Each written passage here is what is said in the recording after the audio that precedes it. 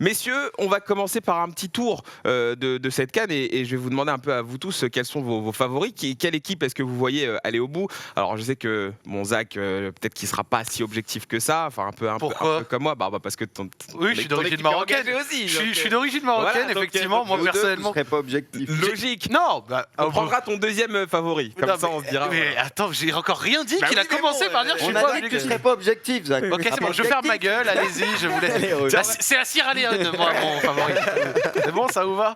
Derrière les Comores. On va commencer par toi, Kanto. Quelle est l'équipe, toi, dans tout ce panel-là, que tu vois aller loin? Tu peux en citer deux, si tu veux. C'est qui pour toi? Bah écoute, moi je me fie déjà premièrement aux favoris des bookmakers, c'était l'Algérie et le Sénégal.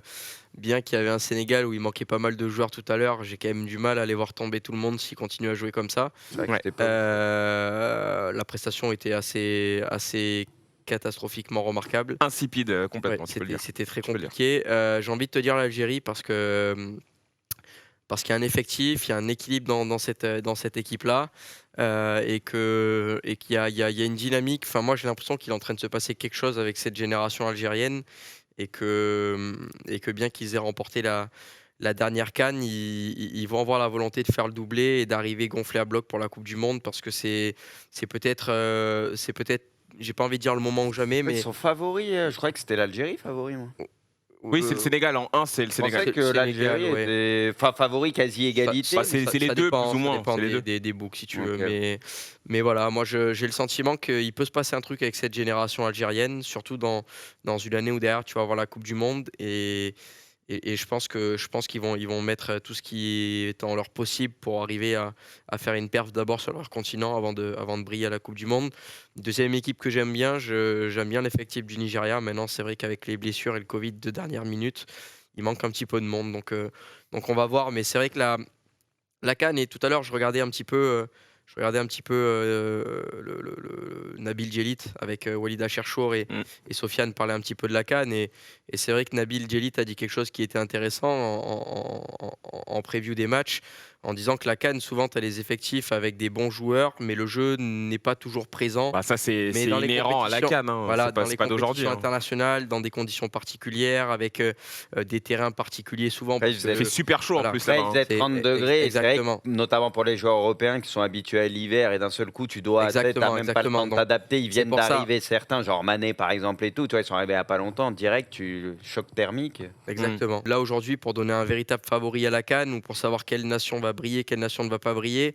Si tu te fies simplement aux effectifs, en fait, je pense que c'est pas la bonne recette. Quand tout à l'heure, Bruce me disait qu'il avait vu la sélection malienne et que c'est une sélection qui l'avait impressionné. Non, j'avais dit que l'effectif, il y avait des joueurs. Voilà, le milieu de terrain malien. C'est ça. Naby Keïta, Aïdara. Regarde le Sénégal. Je disais à Bruce tout à l'heure, tu regardes la sélection du Sénégal aujourd'hui. Oui, tout à l'heure, l'équipe du Sénégal, tu te dis s'il y a quelque chose à faire de bien, tu regardes le match, tu te dis exactement. Tu as beaucoup de joueurs qui jouent dans des top équipes européennes et à contrario, tu regardes le Zimbabwe. J'ai regardé au cas par cas dans le Zimbabwe, tu avais énormément de joueurs qui jouaient par exemple dans le championnat de Tanzanie, des joueurs qui jouaient en Afrique du Sud, qui jouaient au Zimbabwe, finalement très peu. Je crois que c'était un seul qui jouait en Finlande, mais sinon c'était que des joueurs qui jouaient dans des championnats africains. Et pourtant, on a vu que le Sénégal a eu beaucoup de difficultés. Donc je pense que la CAN peut nous réserver des surprises et c'est vraiment une des compétitions, à mon sens, les plus difficiles à pronostiquer. Non, mais juste ce que je voulais dire avant de te donner la parole, Bruce, je pense que la CAN, on s'attendra jamais à voir un jeu proposé de fou. Il y a eu des équipes par le passé qui ont franchement fait de très belles CAN et qui ont été super intéressantes. Le Ghana, à un moment donné, tu vois l'image du Sénégal, comme on le disait. Je suis désolé, Braque, on doit s'attendre à ce que ça joue bien. Ok, là c'est le début, peut-être qu'ils vont monter en puissance, mais quand tu vois les joueurs et tout, ils sont capables de faire mieux. Bruce, on va pas se mentir. Je vois très bien. Braque, t'as vu le match. Non, mais tu dis, t'en attends plus. Mais Bruce, déjà, alors regarde, déjà une équipe de sélection avec peut-être les meilleurs joueurs du monde, c'est déjà compliqué. Regarde la France parfois, les matchs qu'on arrive à faire avec les joueurs qu'on a, et il y a plein de sélections comme ça dans le monde entier. C'est déjà du foot de sélection. Là, tu prends. Mais par exemple, Mané, je veux dire, le football africain est quand même un peu plus en retard, tu vois. C'est pas. Toi qui suis pas mal le Sénégal. T'es plus gaulois que sénégalais. Non, c'est pas ça. Non, mais Braque, tu les suis beaucoup plus que moi. Moi, à chaque fois que je les vois, je reste sur ma faim. Par rapport à Mané, par exemple, etc. Tu vois, je me dis, je revois pas le Mané que j'ai pu voir ou quoi. fois à Liverpool. Oui. Bon, il est entouré différemment, mais même des fois, je sais pas, t'as l'impression ils ont du mal à combiner, à se trouver. Ouais, je sais pas, tu restes sur ma fin. Non, pourtant, quand je vois l'équipe, je me dis, il y a vraiment un truc sympa. Si tu regardes le Sénégal, si tu regardes l'effectif que tu as, et d'ailleurs là, l'effectif, c'est un peu compliqué, c'est pas facile. Franchement, regarde, juste regarder le banc. Braque, je me permets une remarque. Vas-y. Tu es sénégalais. Ouais. Ton équipe a vraiment mal joué. Ouais. Cet été à l'Euro, t'étais pour l'Angleterre. Non, mais vas-y, toi. Non, laisse-moi finir. Pas pour l'Angleterre. Bon, si, mais écoute, que t'étais pour l'Angleterre ou pas, on s'en fout. Tu pensais que l'Angleterre pouvait aller loin, alors que équipe All-Star, et ils ont été nuls pendant. Ah, même s'ils vont en finale, bien sûr. Mais ils ont été mauvais de fou dans le jeu tout le long. Ce que je veux dire. Non, mais en gros, qu'est-ce que j'essaye de dire dans le fond? C'est que à l'Euro, on a vu des matchs super intéressants avec des équipes où on s'attendait pas qu'ils nous livraient des matchs vraiment agréables. Et puis on a vu des équipes qui avaient des gros effectifs qui ont été nazes. Mais l'Angleterre, alors effectivement, là la CAN, ça fait 3 matchs qu'il y a eu. Ça se trouve, on regardera dans 2-3 jours. Il y aura des matchs plus intéressants d'équipes qu'on n'attend pas et des matchs moins intéressants d'équipes qu'on attend. Et c'est comme ça. Et peut-être aussi que le football africain a un moins bon niveau, même sûrement. Il n'y a pas de souci. Je suis même pas là pour le contredire. Mais de là à chier, machin, déplorable, ce truc-là. Ah les gars, calme, parce que on a des matchs très intéressants à l'Euro, comme il y a également des fraudes totales avec des effectifs stackés comme pas possible. Il y a des circonstances atténuantes entre, on l'a dit, là, il y a des joueurs qui viennent de revenir en sélection, du coup, avec la chaleur, les terrains, etc. Et t'as pas un mois de préparation comme t'as en amont de l'Euro. Il y a des circonstances atténuantes, donc je suis d'accord avec ça. C'est pour ça que même là, pour dire un favori, etc., oui, Sénégal, Algérie, c'est les 2 noms qui ressortent le plus, mais je pense vraiment qu'il va falloir voir d'ici quelques matchs, monter en puissance, voir ce que ça donne, surtout qu'en plus de ça, si je dis pas de conneries, c'est le même système que la dernière fois. C'est t'as les meilleurs 3e qui passent, les 2 premiers passent. Tu vois, t'as pas une énorme pression dès le début. Tu vois, t'as une montée en puissance. Mais non, mais en fait, moi, je suis pas en train de dire que il faut attendre, un jeu de ouf ou quoi. Tout ce que je suis en train de dire, c'est que pour moi, une CAN, ça se joue franchement avec le cœur, parce que c'est une vérité, c'est factuel. De toute façon, les équipes africaines, elles sont plus limitées que les équipes européennes. Ça, c'est complètement normal. Enfin, je veux dire, je vais pas commencer à comparer sur les résultats en Coupe du Monde, mais je veux dire, c'est factuel. Et il y a rien, il y a rien de mal à dire ça, parce que c'est normal. Moi, ce que je dis juste, c'est que je pense que la CAN, comme l'a dit Zach, c'est pas maintenant qu'on va voir, en fait, c'est sur le temps. C'est le cœur des équipes, en fait, qui fait que tu peux gagner une CAN ou pas. Regarde la Zambie, il y a quoi? Il y a peut-être 10 ans, je sais plus c'était il y a combien de temps. La Zambie, ils t'ont fait 2 CAN, c'est incroyable, ils t'en ont gagné une, je crois, ils perdent l'autre, mais c'est ouf ce qu'ils te font. Et pourtant, les joueurs qui jouaient là-bas, c'est pas des joueurs que tu pouvais retrouver au Real, à Liverpool ou je sais pas où. Ils ont affronté des équipes désorganisées. Non mais c'est pour te dire que la CAN, en fait, tout est possible, en fait, sur une CAN. Tout est possible, tout est ouvert. Là, tu peux avoir une équipe qui sort de nulle part, tu peux avoir l'Éthiopie, t'en sais rien. En finale, le but, c'était dès le début un but bizarre, 1-0. Ils n'avaient pas battu la Côte d'Ivoire au péno aussi avant, un truc comme ça? Avec un coup franc? Non, ça, c'est en demi. Ouais, je crois que c'est Nigérien en demi. Et je crois qu'avant, ils battent aussi la Coupe. Il n'y a rien de facile, comme tu dis. Non, mais c'est ça. Ils gagnent 1-0. C'est comme tu dis, c'est comme tout. Après la Coupe du Monde, l'Euro, l'Italie gagne avec le cœur. C'est le supplément. Ouais, mais t'as un jeu quand même. L'Italie, t'as vraiment un jeu bien en place. C'est quand même. C'est l'élite, en fait. Tu vois, tu peux pas. Moi, je pense vraiment aussi que la CAN, et à l'image aussi, tu peux regarder l'Euro, machin. Il n'y a pas une énorme différence. Bon, il y a des équipes, là, après les poules. C'est comme d'hab, il y a des équipes qui sont en dessous. Mais après les poules, on a beau faire des favoris ou ce que tu veux. Pour moi, il y a des gros favoris. Enfin, le Sénégal ou l'Algérie, ils peuvent tomber en quart ou ce que tu veux. Je veux dire, c'est possible. Pour moi, il n'y aura pas un écart monumental non plus, même s'ils seront peut-être au-dessus de certaines équipes. Vous n'avez même pas donné vos favoris, du coup, avec Bruce. T'as l'Algérie qui n'a pas perdu depuis je sais pas combien de temps. Je crois qu'ils sont sur une série de plus de 30 matchs sans défaite. Donc, c'est absolument exceptionnel, même si dans leurs matchs, ils nous ont fait beaucoup de matchs de qualification, des trucs comme ça, des trucs peut-être plus abordables. Si c'est les seuls à faire des séries comme ça, c'est bien qu'ils ont quelque chose. Je pense vraiment qu'ils ont l'effectif pour faire un back-to-back clair. Bah après, pour être honnête, je regarde pas assez de football africain pour avoir plus que ça. C'est ça. Et après, c'est un feeling. Tu peux donner un feeling. Non, mais c'est pour ça qu'après les poules, ou déjà après avoir vu quelques matchs, un peu tout. Ce sera un peu mieux parce que là, à l'heure actuelle, oui, je suis d'accord. Parce que c'est vrai qu'après, derrière, tu regardes le Sénégal. Je voyais ça en parler dans ma TL Twitter. En termes de sélection All-Star, je pense que dans l'histoire du football africain, va retrouver ça, quoi. Non, mais attends, il y a eu des époques, il y a eu le Ghana, il y a eu la Côte d'Ivoire, ils ont eu de très grosses équipes. Non, c'est pas la question, c'est que là, tu regardes le Sénégal, il y a quasi que des mecs qui jouent dans des grands clubs à presque tous les postes. Et ça, c'est bien sûr, mais juste, c'est vrai qu'il y a une époque, par exemple, tu prends la Côte d'Ivoire, t'avais des Didier Drogba, des Yaya Touré, ils avaient une équipe de malades. Kolo Touré, l'équipe, elle était incroyable. Gervinho. C'est vrai, mais c'est vrai qu'aujourd'hui, si tu prends le Sénégal, bah là ils ont tout, mais le Sénégal a un vrai problème et ça a été le cas en 2000 déjà, ça a été le cas contre l'Algérie la dernière fois. Ils arrivent pas, il faut aligner 3 passes et surtout il faut un jour arrêter de se mettre une pression inutile en fait. Soit tu joues ton jeu, soit tu as confiance en toi, soit tu gagneras jamais parce que là on l'a vu tout à l'heure franchement, mais les mecs ils étaient tétanisés et dans tous les journaux ça dit Sénégal premier favori pour la CAN. Les mecs tu le vois sur leur gueule en fait, c'est écrit sur leur gueule qu'ils sont pas bien. C'est pas parce que pas à assumer ça. Moi c'est le seul truc. Un jour quand ils arriveront à enlever cette pression, tu vois, t'as parlé de la Côte d'Ivoire. La Côte d'Ivoire ils gagnent pas la CAN juste après que Drogba ait arrêté en sélection. Je crois que c'est après Drogba. Il apprend pas, je crois. Je crois que c'est Hervé Renard qui leur fait gagner. Ouais, mais il était plus là. Non, mais moi, je suis quasi sûr que t'as raison.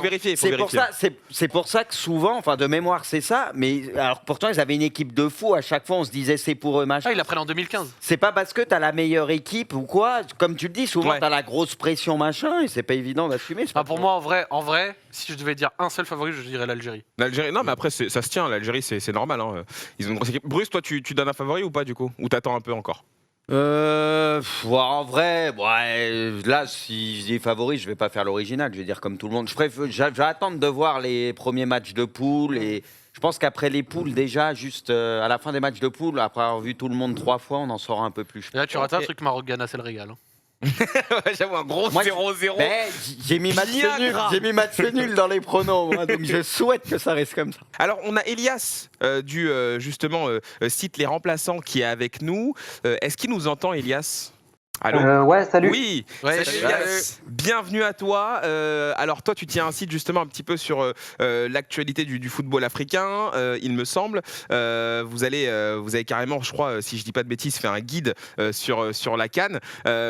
Concrètement, à quoi est-ce qu'on peut s'attendre là pour cette CAN? Quelles sont les équipes à suivre? Quelles sont les pépites là sur lesquelles il va falloir qu'on se concentre? Fais-nous un petit peu, voilà, un petit état des lieux. Alors déjà merci pour l'invitation. Avec plaisir. Et deuxième chose, on a sorti un gros guide qui s'appelle Saga Africa avec un rédacteur par pays qualifié qui nous a donné la présentation de l'équipe et présentation détaillée dans la mesure du possible du coup de chaque joueur. Donc du coup, ok. Ouais, du coup ça a pas mal marché parce que c'est vrai qu'en effet il y a pas eu ce type de support qui est sorti avant la CAN. Donc on est un peu les seuls à l'avoir fait. Et la valeur ajoutée, elle est vraiment dans le fait que plutôt que ce soit nous qui mettons les infos sur les joueurs, on peut le faire pour l'Algérie, on peut le faire pour le Sénégal, on peut le faire pour la Tunisie. Mais par contre, pour la Guinée équatoriale, pour le Malawi ou pour le Zimbabwe, c'est beaucoup plus compliqué. Il fallait des spécialistes, donc, vraiment. Exactement. Et pour les spécialistes, justement, on est allé chercher des gens du pays. Donc, je passe les détails, mais c'était très compliqué. On était dessus depuis mai, je vais dire mai-juin. Et c'est sorti comme ça avec la description de 23 joueurs par sélection qualifiée. Donc, ça fait de moi par procuration un spécialiste de cette CAN parce que j'ai vu passer sous mes yeux quasi 600 profils de joueurs. Ah ouais, c'est ouf. Un par un, quoi, que ce soit vraiment les grands joueurs comme les plus inconnus. Alors, donc, on peut retrouver ce guide sur le site donc lesremplaçants.com. Lesremplaçants.com, c'est ça. Et du coup, combien de pages le guide? Il fait 128 pages parce qu'en fait, on a fait 96 pages consacrées justement à ce que je viens de décrire. Donc, une double page par sélection, avec une double page illustrée par nos amis de Footy Comics, que je rappelle parce que du coup, si le guide a autant de cachets, c'est aussi parce qu'il est très beau. Et ensuite, on a des articles parce qu'on a voulu aussi que le guide ne soit pas tout de suite périmé après la CAN pour être un peu vulgaire entre guillemets. On a fait des articles de fond avec notamment justement les joueurs à suivre pendant cette CAN et même après. C'était surtout axé sur des jeunes. On a eu des articles justement aussi sur des jeunes Algériens. On a eu un article aussi sur deux articles un peu critiques sur justement le partenariat de Total avec la CAN et un bel article sur l'Afrique par défaut qui parle justement du choix par défaut des binationaux qui se trouvent une petite nationalité avant la CAN et des pays qui se vendent pour 3 matchs, quoi. Donc voilà, on a fait des articles aussi. Simple question, c'est gratuit ou c'est payant? Parce que je vois il y a une illustration avec un vrai livre, je suppose que c'est payant. Alors c'est payant, il est à 13 € au format papier et il est à 4 € au format PDF. Les prix sont fixés, je le dis comme ça pour être transparent et clair. En fait, on se met rien du tout dans la poche parce que du coup, c'est nous qui sortons l'argent pour l'impression. Et ce guide, on l'a fait littéralement à 2 personnes, à le gérer à 2 personnes. Si j'exclus évidemment tous les contributeurs et les rédacteurs, donc en fait, le temps passé ne sera jamais rentabilisé par l'argent qu'on va prendre. Et si jamais il y a de l'argent en plus, c'est une cagnotte qui servira pour l'impression des futurs magazines. Ah bah oui, bien qu'on sûr. tient justement. En fait, à la base, on fait un magazine trimestriel de 60 pages, idem, qu'on vend 2 € en PDF et 7 € en format papier. Mais du coup, c'est sur du football plutôt généraliste. Le chat a l'air d'apprécier, Isaac. Et donc, du coup, vu que tu as vu passer beaucoup de profils de joueurs, beaucoup d'anecdotes, des articles et tout, qu'est-ce que tu en tires? Il y a quoi comme chose que tu attends dans cette CAN? Est-ce qu'il y a peut-être, je sais pas, une équipe, un joueur, quelqu'un que tu as hâte de voir toi-même de tes yeux, quelqu'un que tu penses à surveiller, une équipe qui pourrait être un peu fauteuse de troubles, je dirais? On écoute. Qu'est-ce que tu as appris de tout ça, en gros? Alors en fait, déjà première chose, c'est que je vais le dire crûment, je me suis fait hyper comme une merde par absolument toutes les sélections. Parce qu'en fait, tu vois, je recevais je vais te dire n'importe quoi, je vais recevoir le texte du gars qui s'occupe du Malawi. En fait, il me décrit tellement bien les joueurs que, en fait, moi, je suis là devant mon ordi, je suis là en train de me dire, ah ouais, ça va être une surprise au Malawi. Bah c'est logique parce que le mec il défend sa paroisse, c'est logique. Exactement. Et genre 2 jours après, je vais recevoir la Guinée équatoriale. Le gars, il m'envoie des vocaux en espagnol en me disant, tu vas voir, ça va être une surprise de fou et tout. Et moi, je suis là, ah ouais, ça va être une surprise, la Guinée équatoriale, c'est sûr. Donc en fait, quand j'étais dans le truc, tu vois, je me suis vraiment fait hyper comme un fou surtout. Et une fois que j'ai pris un peu de recul sur le sujet, bah, je vais dire un peu comme ce que vous venez de dire, forcément, et je peux pas y couper. Bah, le Sénégal et l'Algérie, pour moi, c'est quand même un cran au-dessus si on regarde les effectifs. Après, tu vois, j'ai regardé le match du Sénégal tout à l'heure du coin de l'œil. Bah, c'était quand même assez difficile et en fait, tu donnais pas spécialement cher de la peau du Zimbabwe. Et au final, tu te rends compte qu'avec la chaleur, avec le terrain qui est sec, avec le contexte sanitaire, les préparations tronquées, les absents de dernière minute, en fait, tu te rends compte que c'est quand même super compliqué de prédire, quoi que ce soit. Après, c'est sûr que si on s'arrête au papier et qu'on s'imagine les conditions idéales, ouais, je te mettrais Sénégal-Algérie et après, je mettrais un second chapeau avec forcément le Maroc, le Ghana qui a pas mal de bons petits jeunes, le Nigeria, la Côte d'Ivoire, surtout le Nigeria et la Côte d'Ivoire, on n'en entend pas beaucoup parler, mais le peu de Côte d'Ivoire, il m'intrigue aussi. Que j'ai vu. Ouais, c'est ça, c'est que tu te penches un peu sur les profils sur la Côte d'Ivoire, tu te dis, ah, c'est bizarre qu'on n'en entende pas parler.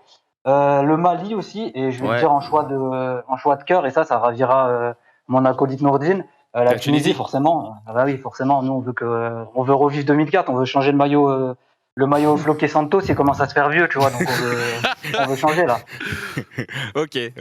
Non, mais c'est super intéressant. Bah, en tout cas, merci d'être passé dans l'émission. C'était un plaisir. Et puis, si tu veux revenir pour débriefer de la CAN, n'hésitez pas à m'appeler. Et je vais juste faire un petit coucou aussi aux Comores, parce que forcément, du coup, moi, j'habite à Marseille. Donc, quand on habite à Marseille, grosse communauté. On devient comorien aussi. Donc, j'aimerais bien voir un beau parcours des Comores, parce que c'est des joueurs. La sélection est gérée littéralement comme un club, en fait. C'est vraiment, c'est des gars qui ont joué certains en club ensemble en étant petits, etc. Tu vois, c'est des mecs que tu peux croiser sur les terrains de foot amateur, parce que je joue au foot en amateur aussi sur Marseille. Tu peux les croiser et les voir à la CAN et les voir aussi heureux et être partis d'aussi loin. Ça peut être une belle histoire, tu vois. Et si ils déçoivent, entre guillemets, ça décevra personne, mais ils peuvent faire que du bien. Donc, faut garder un œil sur les Comores. Voilà. Merci à toi. En tout cas, le chat t'envoie beaucoup de force parce que tout le monde trouve que c'est un travail. Dédicace à toi, mon gars. Donc, merci beaucoup et à très vite dans l'émission, du coup. Merci à toi. Merci Elias. Allez, bonne fin d'émission. Ciao, les gars. Merci beaucoup. S'il achète son livre à Elias, moi, je me fous sous la paille. Demain, je suis hypé par le Malawi, cote à 8. Parfois sans le Malawi. Ne faites pas de paris. Je peux te dire que Elias, je vais l'avoir de travers après. Je vais l'acheter son truc. Ça ne pariez pas comme Kanto, les mecs. C'est un poison, ce mec. C'est le pire. Kanto, il est ravagé. Le livre a l'air très intéressant, en tout cas. Donc voilà, vous le savez, lesremplaçants.com si jamais vous voulez voir un petit peu ce que ça donne.